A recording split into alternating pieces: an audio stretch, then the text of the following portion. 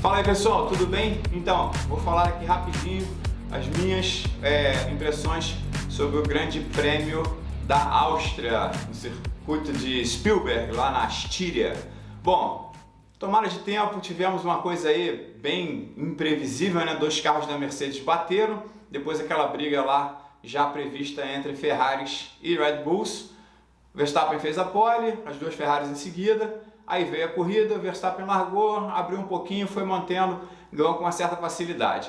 Só que, qual é o grande diferencial entre a Sprint Race, né? Sprint Race e a corrida de verdade? A Sprint Race é uma corrida de mais ou menos 1/3, né? Uma corrida de mais ou menos 100 km. Então por isso os carros largam bem mais leves, né? Óbvio, ninguém vai encher o tanque para fazer uma corrida que dura apenas 1/3. E com isso o comportamento dos pneus ele é bem diferente, ele só pode se assemelhar ao comportamento dos pneus no final da corrida principal. Porém, no final da corrida principal, ele já tem freios gastos, né? Tem uma série de diferenças que não existe na Sprint Race. Na Sprint Race eles largam freios novos para uma corrida curta.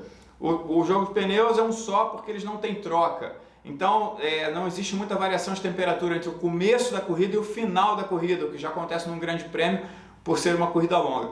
Então tem uma série de diferenças. E tem uma outra diferença que também é bastante significativa, que é o seguinte: entre os treinos classificatórios, né, depois teve a Sprint Race, mas entre basicamente a Sprint Race e a corrida principal, tiveram duas corridas. Tiveram uma corrida da Porsche Cup e teve também uma corrida da Fórmula 2. E isso muda muito as características da pista, porque emborracha muito a pista, né? E nesse meio tempo ainda teve um pouco de chuva. Para quem não viu a corrida da Fórmula 2, antes da corrida da Fórmula 2 choveu, tanto que alguns pilotos ainda largaram de pneus de chuva, que foi o caso do Felipe Drugovich, e por isso ele acabou se dando mal, ficou lá atrás. Ele teve que fazer uma troca para os pneus slick, porque a pista secou muito rápido. Bom, isso falando assim muito rapidamente.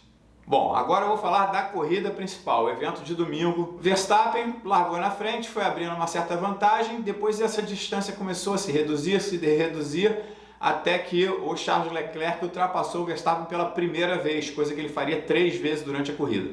Se vocês observarem bem a corrida do Hamilton, ele também na largada, ele se embolou um pouquinho ali com as Haas, foi superado por elas e depois ele começou a ter performance. Então o que a gente nota é que esse pneu amarelo, ele realmente demora um pouco mais a chegar na temperatura ideal. E os pilotos que sacam isso, os pilotos que têm esse feeling, né, o piloto campeão, como é o caso do Hamilton, ele já sacou que não adianta puxar muito forte no começo da corrida, que você vai ficar sem pneus. E foi isso que aconteceu com o Verstappen, e foi isso que aconteceu em outras corridas com a Ferrari.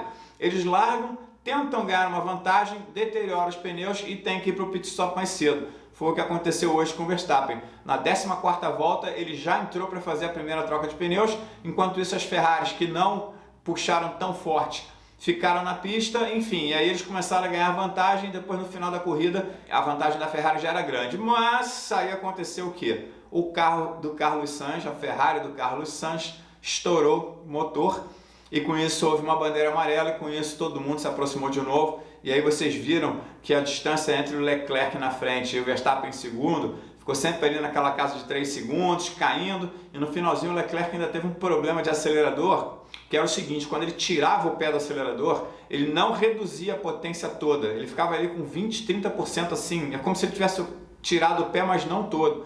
E isso é muito difícil, porque isso sobrecarrega os freios, e principalmente em curvas de baixa, que você tem que levantar o pé para apontar o carro, o motor continua querendo empurrar a frente do carro, então isso faz com que você tenha que esterçar mais o volante, a frente escorrega, sobrecarrega os freios, enfim, uma situação horrorosa, e que para a sorte dele foram só nas últimas voltas, e assim ele conseguiu manter a vantagem ali e conseguiu a sua vitória hoje no Grande Prêmio da Áustria. Então o resultado de Leclerc, Verstappen e Hamilton, os 3 primeiros, foi assim até um pouco uma surpresa, porque eu achava realmente que as Red Bull iam abrir e ir embora. Sérgio Pérez teve aquele toque no começo da corrida, né? E aí teve que trocar o bico, enfim, a corrida totalmente comprometida.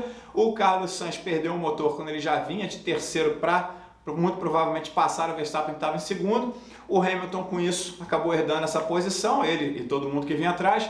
Então foi um resultado mais ou menos surpreendente, porque a Mercedes realmente não andou bem hoje. A diferença do Verstappen em segundo para o Hamilton em terceiro foi enorme, então a gente realmente esperava mais, eu esperava muito mais da Mercedes hoje. Bom, foi uma corrida legal, em dado momento ela ficou meio monótona, mas com essa história da Ferrari andando muito e parando e buscando a Red Bull, superando a Red Bull e depois parando e indo buscar de novo, acabou que a corrida se tornou uma corrida bem legal, foi uma corrida bastante movimentada. Destaque aí para os carros da Haas, que chegaram bem, chegaram entre os 10 primeiros, né? Mick Schumacher foi sexto lugar, melhor posição dele até então, e as McLaren também chegaram logo ali pertinho atrás das Haas. Uma pena, a corrida do Alonso já começou comprometida, já começou lá atrás. Aliás, deixa eu fazer aqui antes de terminar o vídeo, fazer aqui lembrar vocês de uma coisa, quem for assistir a corrida novamente vai poder observar isso.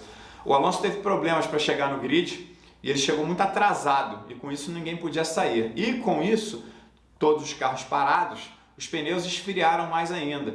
Então ainda teve esse complicador na largada. Quando o pessoal largou, certamente que todos estavam com a temperatura dos pneus mais baixa do que eles queriam, do que eles precisavam, né? Mas não houve nenhum incidente assim muito sério. Teve aquele problema lá com o Pérez, né? Ontem, na sprint, vocês viram o acidente do Russell com o Gasly. Russell com o Gasly foi ontem na sprint ou foi hoje? Agora até me confundi. Mas enfim, teve o acidente do Russell com o Gasly. O Russell com o Gasly foi hoje na corrida. E se vocês... eu não vou cortar isso não, tá, pessoal? Aqui a parada é espontânea, é como se eu estivesse batendo papo com vocês. Se vocês observarem, o acidente foi idêntico ao acidente da corrida passada em Silverstone. Só que dessa vez, quem virou sanduíche... Aliás, eu estou fazendo confusão de novo. Eu estou falando do acidente de ontem. O acidente de ontem com o Hamilton foi igualzinho ao acidente lá do Zhou em Silverstone. Se vocês olharem, vocês vão ver. Ele virou um sanduíche ali, o pessoal fechou na frente dele. Para a sorte dele, né, foi o Pérez. A sorte dele é que o carro do Pérez voou e não quebrou o carro do Hamilton. Impressionante como não quebrou, porque aquilo ali tudo é frágil, né? Essas suspensões agora todas de fibra de carbono, ao contrário das de metal que amassavam um pouquinho, elas quebram. E se vocês quiserem saber mais sobre fibras e fibra de carbono, aí vocês visitem o meu canal profissional, que é o Lithium Fibras. E ali eu falo muitas coisas, mostro muitas coisas sobre fibra de carbono e as coisas que a gente produz, né? Que vão de peças para carros a peças de aviões, passando por peças de barco. Enfim, a gente trabalha para todos esses setores aí, tanto o aero como o auto, quanto o naval. Dá uma olhadinha lá, Lithium Fibras. Espero que vocês tenham gostado. Deixem seus comentários, se vocês discordam de mim aí, pode tacar o pau e escreve aí embaixo e vambora. Conforme prometido, eu vou tentar agora em todas as corridas fazer o meu comentário, que é uma coisa que alguns amigos sempre pedem, a gente fica lá, WhatsApp, uma brigaria. Então eu agora jogo aqui no canal e quem tiver afim, quem tiver com paciência, vai lá e escreve aí embaixo, tá bom? Valeu, até a próxima, tchau!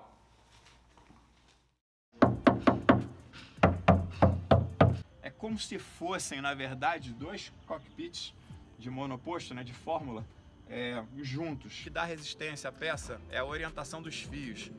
Então, se não forem usados os tecidos corretos, com a orientação dos fios da maneira correta, você não consegue a resistência ideal. Isso aqui chama-se Aluminum Honeycomb. Quem trabalha com isso, que são as equipes de Fórmula 1 e os fabricantes de chassi europeus, ninguém dá informação nenhuma.